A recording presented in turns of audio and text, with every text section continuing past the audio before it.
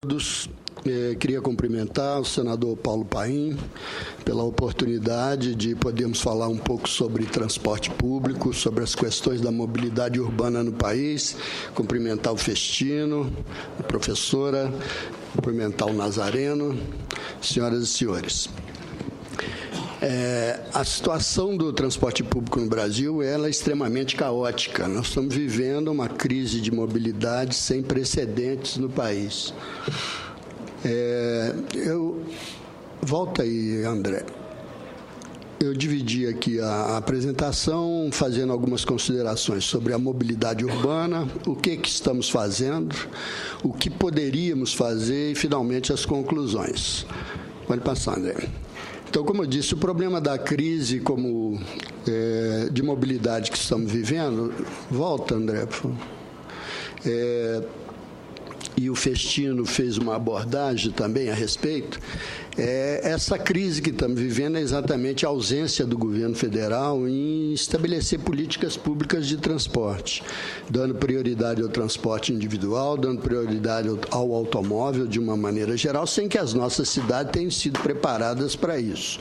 Então, o caos que estamos vivendo é muito em função da recuperação da economia no país, do aumento do poder aquisitivo, aumento de empregos e, consequentemente, as pessoas que migraram para o automóvel, é um direito legítimo, né, evidentemente, mas como não foi priorizado o transporte público no país, o transporte público é de baixa qualidade e, portanto, as pessoas são estimuladas a ir de automóvel e não se sentem confortáveis a andarem no transporte público. Então, daí essa crise que estamos falando. Pode passar, André. Se os senhores virem a comparação modal, nos anos, em 1977, apenas 29% das pessoas se deslocavam em transporte individual, contra 71% transporte público. Em 2009, isso já era 50% dos deslocamentos em transporte individual. Acredito que hoje já seja mais de 60%, e não sabemos nos anos 2020, a quanto que isso chegará. Eu creio que até lá as cidades efetivamente estarão paradas se alguma coisa não for feita para melhorar essa questão. Pode passar, André.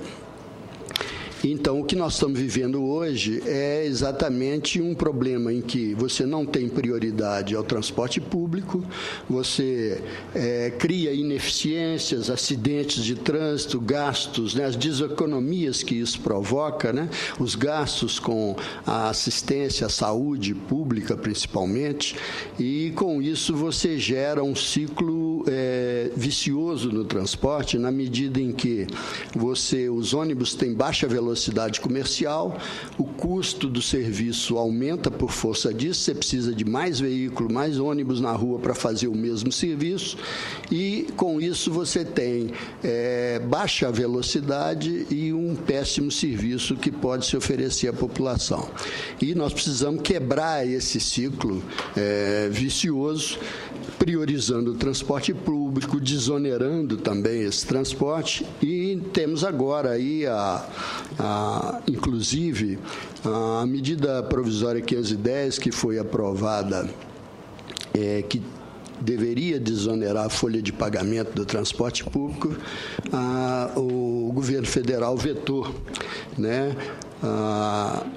E, apesar de ter vetado, né, a desoneração da folha para o transporte público, que é um setor grande empregador de mão de obra, mais de 500 mil empregos diretos são gerados no transporte público no Brasil, foi vetado. E o setor de call center foi beneficiado. Não que o setor de call center, esse tipo de serviço, não mereça ter os seus custos reduzidos, mas que é uma aberração no nosso ponto de vista, se você considerar os benefícios que poderiam ser traduzidos, né, para colocar os excluídos do transporte, né, ter oportunidade de poderem ter o seu direito de ir e vir, certamente é uma coisa que não compreendemos, que exige efetivamente de todos nós que somos preocupados preocupado com essa questão, e o senador Paulo Paim tem sido um baluarte nesse ponto, porque todas as questões afetas à mobilidade e ao transporte público,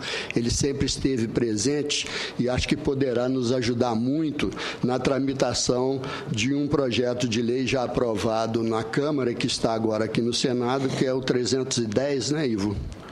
310 da desoneração, do REITUP,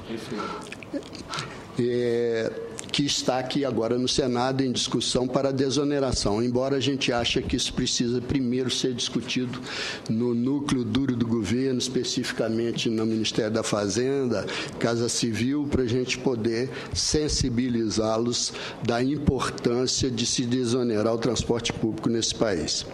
Pode passar, André. Bom, o que estamos fazendo? O PAC da Copa do Mundo, o PAC das Grandes Cidades e a Lei 12.587, de 2012, já citada aqui, que é o nosso Estatuto da Mobilidade Urbana, que eu chamo do nosso Código Brasileiro de Transporte, né? Assim como nós tivemos o Código Brasileiro de Trânsito, agora temos o nosso Código Brasileiro de Transporte, uma lei que tramitou aqui durante 17 anos. O autor inicial dessa lei foi o deputado Alberto Goldman, lá de São Paulo, e que finalmente foi sancionada agora em janeiro e começa já a ter os seus efeitos a partir desse mês de abril. No caso da, pode passar, no caso da PAC da Copa do Mundo, foram 12 bilhões de reais destinados a investimentos na área do setor público, né, para a infraestrutura, e são várias cidades, são 12 cidades sede da Copa que foram beneficiadas com esses recursos. O que se espera é que esses recursos sejam aplicados em projetos que tenham retorno, que tenham resultado, né? Porque se nós tivermos êxito com esses projetos, certamente vai melhorar consideravelmente a qualidade do serviço de transporte. Pode passar. Os investimentos aí estão distribuídos, eu ressaltaria desses investimentos 12 bilhões, né, como falei, e sendo que 40% desses recursos são para corredores de ônibus, seja o BRT, que é o Bus Rapid Transit, que é um novo sistema de transporte, um sistema antigo, criado pelo Jaime Lerner, mas que está muito adotado hoje em todo o mundo e que a gente acredita seja importante para melhorar a questão da qualidade do transporte público. Então, 40% são investimentos em corredores de ônibus e 36% em monotrilho. Pode passar. Como eu falei, o BRT, que foi uma invenção brasileira dos anos 70, implantada em Curitiba e Goiânia, pelo Jaime Lerner, hoje presente em mais de 80 cidades e mais de 20 países do mundo. Esses projetos, a grande maioria desses projetos é de concepção de consultorias brasileiras, que estão sendo implantadas em todo o mundo. E pode passar. Pode passar, por favor. Bom, o BRT, na verdade, o que é? Ele representa você trazer para a superfície a mesma qualidade, segurança e eficiência do serviço de metrô. Nós chamamos de que isso representa a metronização do ônibus, onde você tem estações amplas, alta capacidade de transporte, embarque em nível, acessibilidade universal, tarifas pré-pagas, e os ônibus operando em corredores exclusivos. Como muito bem falou o Festino, esses investimentos eles precisam ser perenes. Na verdade, é que eu não avisei antes. 10, ela toca com 5 e depois eu dou mais 5. Então, o limite é 20 minutos. Então, ainda tem 10? Tem 10 minutos ainda. Ok. Eu fiquei preocupado porque eu não falei nem a metade. Muito obrigado. Mas, então, como o Festino falou, Curitiba efetivamente fez esses corredores de grande sucesso, modelo no mundo, mas deixaram de fazer os reinvestimentos, a melhoria, e o sistema está muito degradado hoje. Mas agora, com os recursos do PAC da Copa, vai ser revitalizado. Pode passar. Então, aí, o BRT no Brasil, nós estamos agora com esses recursos, né? Como nós falamos, São 7 milhões de passageiros dia para serem transportados nesses corredores, 87 corredores com 562 quilômetros de corredores exclusivos no transporte. Acho que isso nós vamos melhorar consideravelmente a qualidade do transporte público no Brasil. Mas só para os senhores terem uma noção de valor, esses 562 quilômetros, somente a cidade de Paris tem 600 quilômetros de metrô. Somente a cidade de Paris. Então, muita coisa a gente precisa fazer. Então, precisamos aproveitar esses recursos do PAC da Copa, do PAC da Mobilidade, como o senador falou, são 18 bilhões do PAC da Mobilidade, 12 do PAC da Copa, são 30 bilhões. Esse é o maior recurso que o governo federal já disponibilizou nos últimos 30 anos. Desde a extinção da IBTU, nunca mais se teve aí investimento na área de transporte público. Mas de maneira que o que se espera é que isso deixe um legado para as futuras gerações de melhoria, mas também que estimule o governo federal a continuar fazendo esses investimentos. E a Lei 12.587 estabelece claramente quais são os papéis da União, dos estados e municípios com relação a isso, principalmente o governo federal, na continuidade dos investimentos nesse setor. Pode passar. Então, o PAC das grandes cidades, nós já temos 69 propostas aprovadas, né? Desses recursos, 45% são para BRT e corredor de ônibus e 29% para metrô, né? No caso aí, estimular e ampliar os corredores, os metrôs de Belo Horizonte, Curitiba, São Paulo, Porto Alegre e Rio de Janeiro. Pode passar, né? Os recursos aí, como eu falei, que estão distribuídos dessa maneira. Pode passar. Bom, a Lei 12.587, que eu acho que ela é de grande importância, porque ela é um marco regulatório há muito desejado, que é a nossa Lei de Diretrizes para Transporte, que eu estou chamando do nosso Código Brasileiro de Transporte.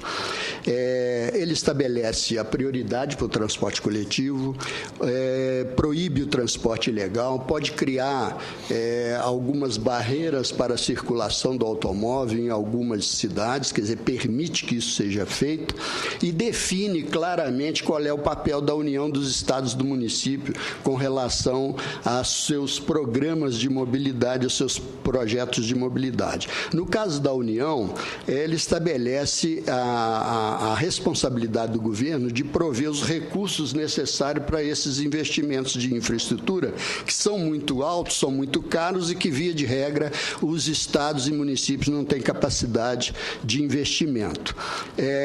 Mas, além de prover os recursos, obriga o governo federal a definir a qualificação de mão de obra, a trabalhar insistentemente na formação e qualificação de mão de obra especializada para cuidar do transporte público. Aos estados, estabelece que os estados devam fazer os convênios com os municípios, no caso das regiões metropolitanas, e também promover a integração entre os serviços de transporte.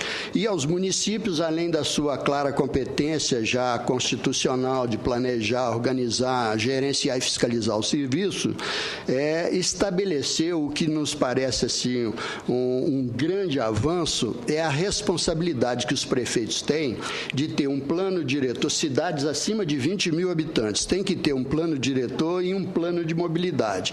E o mais importante é que esse plano de mobilidade ele deva ser construído pela própria sociedade civil organizada através dos órgãos colegiados que os municípios, as prefeituras deverão criar. E aí toda a sociedade define o que ela quer o que ela vai querer fazer com a mobilidade na sua cidade. Pode passar. Acho que em 5 minutos eu concluo. Bom, e aí nós temos o PL 310, que eu me referi, senador. Ele é de 2009, o autor desse projeto é o Carlos Zaratini, né? Não foi o relator, né? O Zaratini foi o relator. E esse projeto foi aprovado já na Câmara, está agora no Senado. Esse projeto ele estabelece um pacto federativo, União, Estados e Municípios, de fazer a desoneração do transporte público. Aí nós estamos falando na desoneração da folha de pagamento, na redução de PIS, PASEP, COFINS e ACID, incidentes sobre o combustível.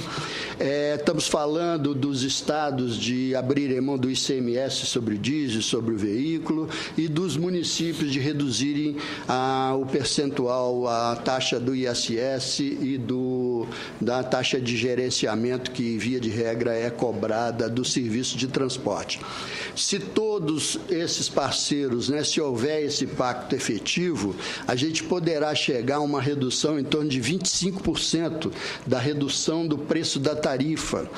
Para os senhores terem uma ideia do que significa isso, todos os programas sociais do governo hoje representa, em 2011, em torno de 23 bilhões de reais. Aí, considerando Minha Casa Minha Vida, e o Luz para Todos, os outros programas, a Bolsa Família, Luz para Todos e Minha Casa Minha Vida. Se essa desoneração de 25% representaria uma redistribuição de renda, porque esse dinheiro já ficaria no bolso do usuário com a economia que ele faria com o transporte, em torno de 8 bilhões de reais. Ou seja, 30% de todo o programa social do governo poderia, com essa medida, com a redução do preço da passagem no transporte público, poderia ser transferido ao usuário, e que seria uma grande redistribuição de renda de uma maneira muito simples, sem exigir nenhum tipo de controle, porque esse recurso já ficaria no próprio bolso da sociedade. Aí está a demonstração, como eu falei, a tarifa média brasileira hoje é de R$ 2,36. Essa não é a minha campainha, não, né? Então tá. A tarifa R$ 2,36. Os 25% que a gente falou que seria a redução dos impostos representaria 0,59 centavos, e a tarifa, então, cairia para 1,77. O efeito disso na inflação brasileira seria uma redução de 0,12% na inflação, se nós pudéssemos ter todos esses benefícios contemplados em termos de redução de taxas e impostos. É evidente